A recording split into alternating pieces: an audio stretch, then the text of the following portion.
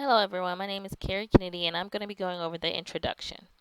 Briefly, I'm going to give you a historical perspective on how the healthcare system has changed. Human society has always strived for excellence, but the reliance on professional associations for the judging of the quality of our healthcare is a method that we consistently still use today. So, pre World War II, healthcare delivery in the U.S. was mostly a cottage industry, meaning that we were a part of a charitable era of healthcare. So if you were wealthy or fortunate, you usually had someone deliver healthcare to you at your home. But if you were poor or in the working class or in an urban population, you were only sent to the hospital in the worst condition possible, in critical conditions, or you just died at home. But this changed in 1946 because then a technologic era arose and we began the corporatization of healthcare delivery systems. This continued for about 30 years because in the 70s, a formalized measurement of clinical performance and outcomes actually started, and we gained the Joint Commission. As time progressed, in the early 2000s, the Institute of Medicine actually started publishing reports that focused on the quality problems and on the multiple levels of system reform that was needed in the U.S. healthcare system. This was important because it acknowledged that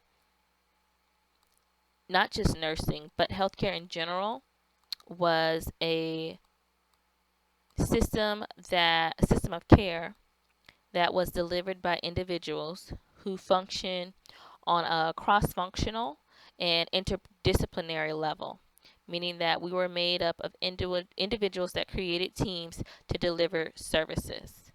So this was important, and the change in the U.S. healthcare system is evident throughout history.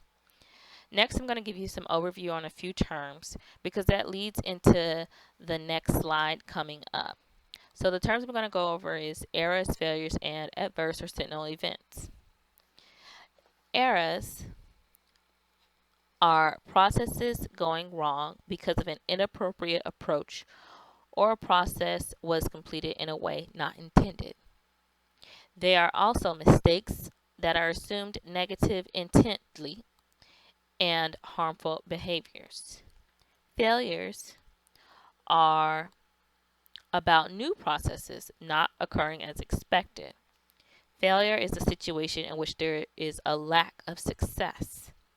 So, although this distinction may seem small, it's important to recognize the unintended consequences of trying something new and not getting the expected result, which comes from failure, because this provides us information to support new and innovative solutions and ideas. It doesn't necessarily shut something down because it's intrinsically wrong or intently harmful.